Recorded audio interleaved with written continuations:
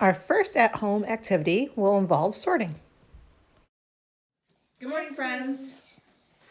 This morning when Logan and I were making breakfast, we had eggs for breakfast, and I used the last of our eggs. And I thought this would be a great time to show how you can use recycled objects from home. So instead of putting this in our recycle bin, it can actually become a learning tool.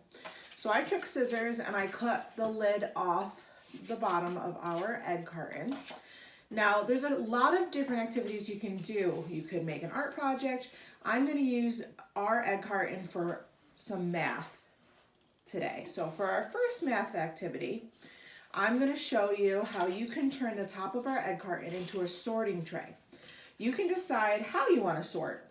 You can sort food, so you could always put goldfish on one side and some Cheetos on the other, and then you can have them count. So Logan, how many goldfish do you have on this side?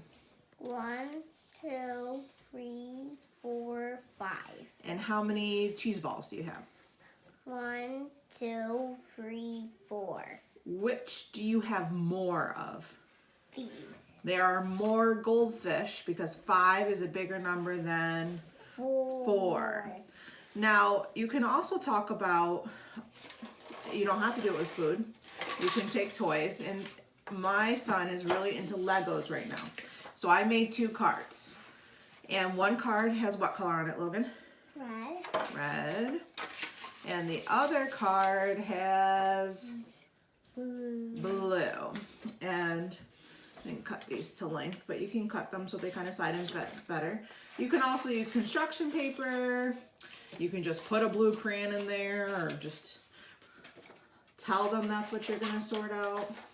So I went through his Lego box and I grabbed blue and red Legos to help him sort this. So Logan, can you take this bucket and sort the Legos into our sorting tray? So he's gonna match the Legos with the color that they go in. So all the blue Legos with the blue and all the red Legos with the red.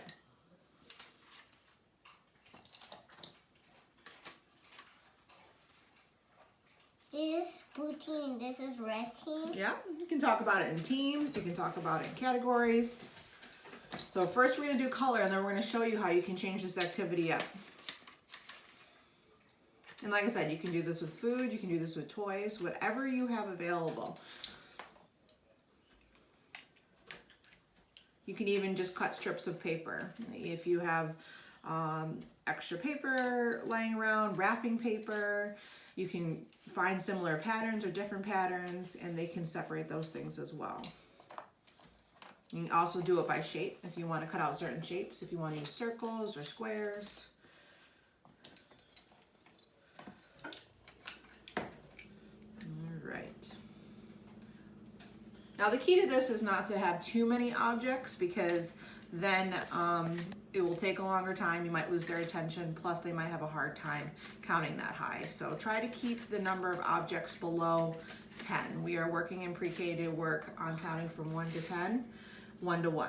All right, so now let's count how many blue Legos we have. 1, 2, 3, 4, 5, 6 Legos. All right, so we have 6 blue Legos. How many red Legos do we have? 1, 2, 3, 4, 5, 6, 7, 8, 9. 9 Legos. All right, count them one more time. Sometimes when they're counting 1 to 1, if it's in a group, you might have to line them up so that way they don't mess up their counting order. 1, 2, 3, 4, 5, 6, 7, 8. Good job. I like how you moved each Lego so you know you had already counted it. So you have 8 red Legos, and do you remember how many blue Legos you had? I don't know. Okay, you can count 6. Good job. High five remembering. All right, so you have 8 red Legos and 6 blue Legos. Which color do you have, listen to my question, less of? Less means a smaller number. Which one do you have less? 6. 6. And what color is that? Blue. So we have less blue Legos. Good job. So now I'm going to have you sort it a different way, Logan. Instead of sorting by color, we are going to sort by size. So this is an easy thing to do. Instead of using a new sheet of paper, I just flipped them over and I wrote the words little and big. You could also write short and long, and this helps them work on the concept of measurement. So, little and big. I want all the little Legos to go on this side and the bigger Legos to go on this side. So can you look at our Legos again and sort them by little and big now? Big. Mm-hmm. Big. Big. Small. Small. Yep. I'm just gonna call this a little bit big. That is big. Yep, they're the same size. So you look at them. They might be different colors, but are they the same size? Mm-hmm. Yep. So the same but different. Same size, different color. Even this one. Mm-hmm. And this one.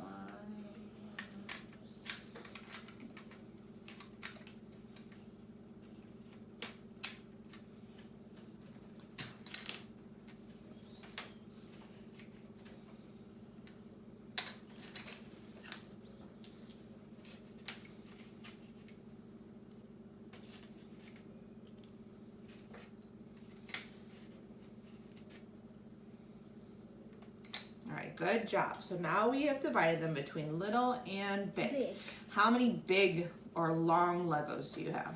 1, 2, 3, 4, 5, 6. 6 long Legos. How many little Legos do you have? 1, 2, 3, 4, 5, 6, 7, 8. Mm-hmm. So which one do you have more of? Little Legos or big Legos? Big Legos. How many did you have of this? You had 6, right? Mm-hmm. How many did you have of the little? I don't know. You had 8. 8. So which one do you have more of? Little. Little. So it's not which one is bigger, it's which one you have more of the pieces. You have more of your little pieces, so there's more little ones. So you did it in 2 different ways. You sorted by color and you sorted by size. So that's Next activity will be graphing. all right. So now we're going to use the bottom of our egg carton, and there's a couple different activities you can do. You can just use it as a counting tray, so you can have them work on one-to-one counting by just sorting all of the items into a row. Logan, how many Skittles do we have? Can you count them?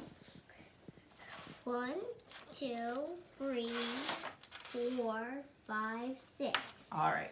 So we have 6 Skittles, and he used them, and this kind of helps him get this idea that the items are separate. You can also turn this into a graphing activity. So what I'm going to do is I'm going to turn it towards him so it looks like columns.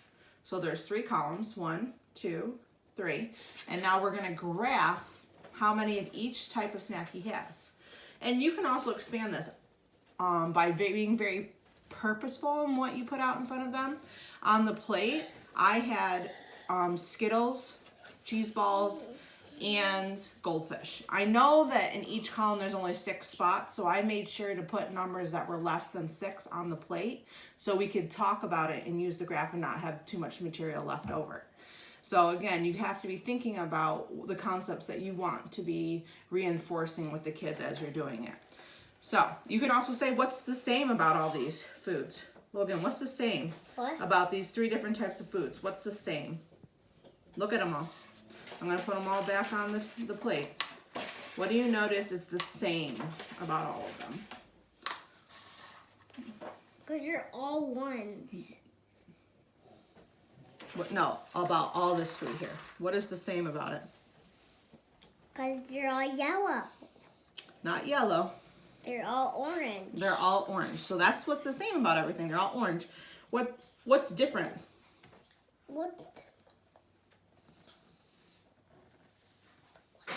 You tell me what's different.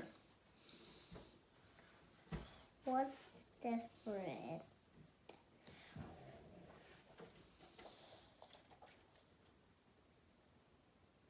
Are they the same shape? Same size? They're different shapes. They're different shapes, they're different sizes. Something else that's the same is that they're all food. So now we're gonna go ahead and we're gonna graph them into each column. So I want all the Skittles in this column, Logan. I want all the cheese balls in this column. And I want all the goldfish in that column. I know this. Okay. So go ahead and sort all the Skittles here, all the cheese balls here, and all the goldfish here.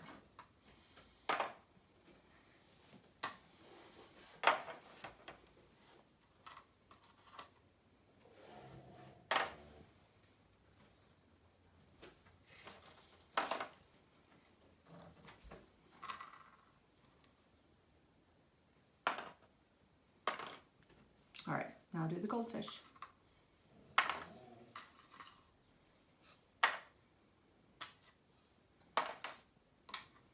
So now that we've sorted into the different columns, and I'll let you see close up, we're gonna go ahead and count and compare the number in each one.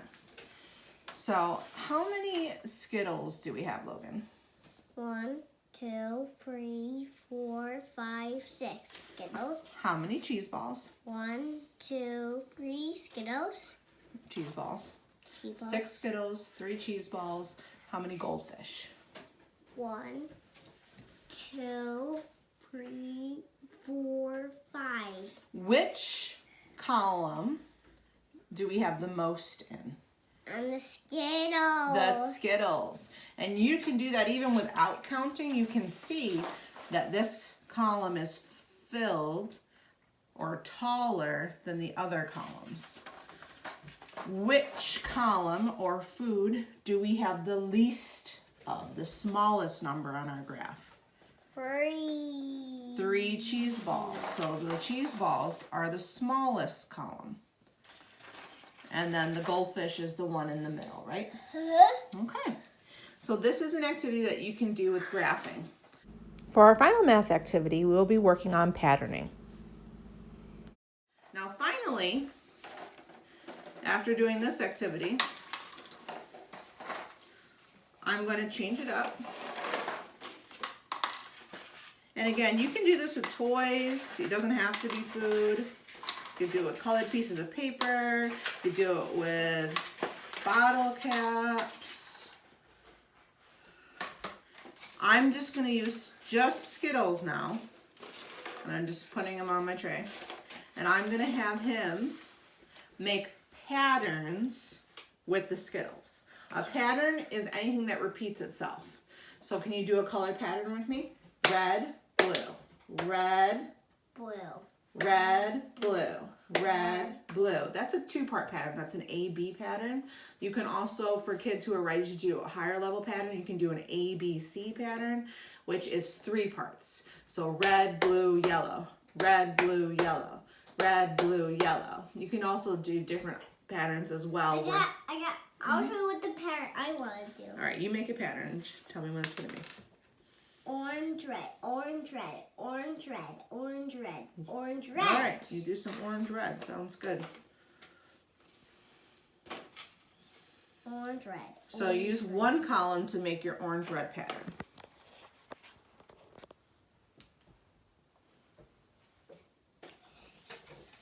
Orange, red.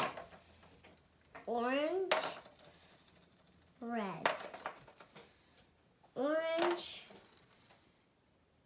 red. Good job. Now, for this next one, I'm going to do a pattern, and I want you to finish it, okay?